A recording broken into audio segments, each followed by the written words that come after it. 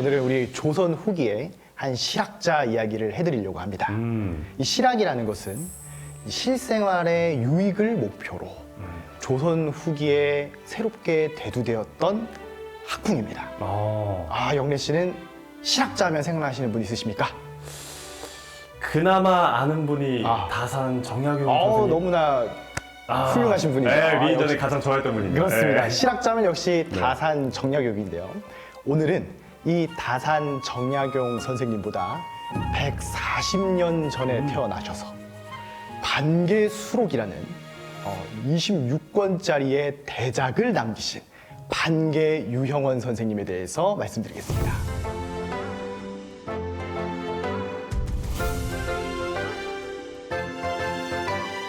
이 반개유형원 선생님이 터를 잡으신 곳이 우리 전북특별자치도의 구안에 있는 변산반도 부근이었습니다.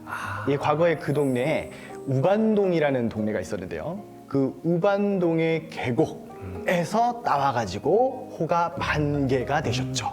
그래서 반개 선생님이 남긴 기록이 원래 이제 제목은 수록인데 나중에 이제 붙인 거죠. 반개를 앞에다가.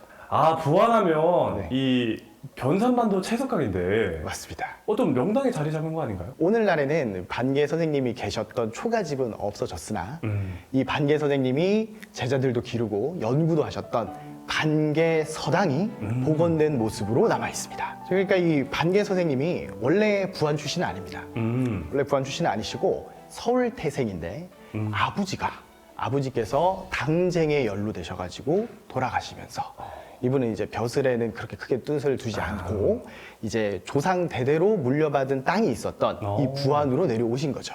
그렇군요. 네, 이 우반동으로 내려오기 1년 전부터 쓰고 계신 게 이 반개수록이었는데 그 이후로도 19년 동안 대작을 완성하기 위해서 19년 동안 이제 집필을 하신 게 우리가 지금 읽을 수 있는 반개수록인 거죠.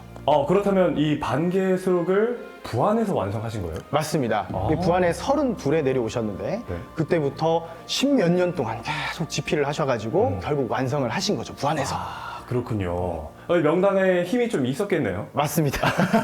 부안이 물도 좋고 산도 좋고 그래서 아마 편안한 마음으로. 근데 내용은 좀 편안하지 않습니다.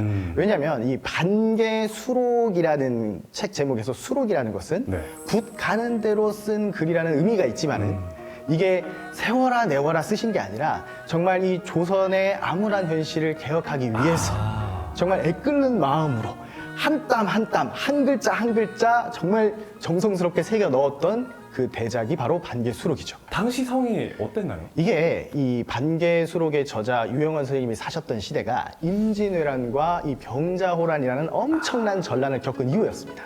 그래서 나라가 어지럽고 신분 질서가 어지럽고 그리고 이 기득권들이 불쌍한 백성들의 등골을 막 휘게 만들고 이렇게 각박한 세상 속에서 개혁을 위한 방안을 꾹꾹 눌러 담은 책이었던 거죠. 유형원 선생님은 이 문제를 어떻게 해결하려고 하셨어요?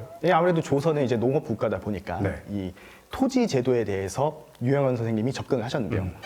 균전론이라는 거를 제안하셨습니다. 들어보긴 했어요. 교과서에도 옛날에 나왔습니다. 균전론이라는 것은 이제 농민들에게 일정한 땅을 다 나눠주어서 이 사람들이 자영농이 되게 하고 세금 제도부터 여러 가지를 개선해야 된다 이런 제안을 하셨는데요. 물론 신분제 사회니까 모든 사람에게 n분의 1 한다는 의미는 아니고 양반이라든가 이런 상민들은 차등해서 줘야 된다. 그렇긴 하지만 그럼에도 불구하고 송곳 꽂을 땅도 없는 사람들에게도 다 땅을 나눠줘야 된다라는 이런 개혁적인 생각을 하셨던 거죠. 땅이 아예 없는 남의 땅 빌려서 할 수도 없는 분들한테는 정말 좋았겠네요. 그렇죠. 하지만 그랬기 때문에 이 현실에 반영이 되지는 못했습니다. 기득권들이 기득권을 내려놓을 생각이 없었겠죠. 유형원 선생님이 이 노비 세습제에 대해서 매우 비판을 많이 하셨습니다. 노비, 사람을 어떻게 제물로써 이렇게 한단 말인가. 노비 세습 제도를 철폐해야 되는데 이게 한 번에 없애기가 어렵기 때문에 일단 노비들이 재생산되는 이 구조를 막아야 되고 줄여나가야 되고 그리고 이 노비들이라 하더라도 지금 현재 노비들이라 하더라도 이제 임금을 주고 제대로 대우를 해주고 이렇게 해야 된다라는 생각을 했는데 역시 실현되지는 못했습니다. 그렇군요. 굉장히 미래에서 온 사람 같은 미래에서 지금 보면 당연한 얘기인데 요즘에는 당연한 게 그때는 당연히 아니었습니다. 그래서 안타깝게 된 거죠. 뭔가 반개수록을 읽어보고 싶다 이런 생각이 듭니다. 진짜 이런 개혁이 실제로 실시됐으면 그 당시 조선에 엄청 큰 변화였을 텐데요. 맞습니다. 네. 그래서 저도 이제 이 반개수록을 보면서 안타까운 대목이라고 생각하는데요.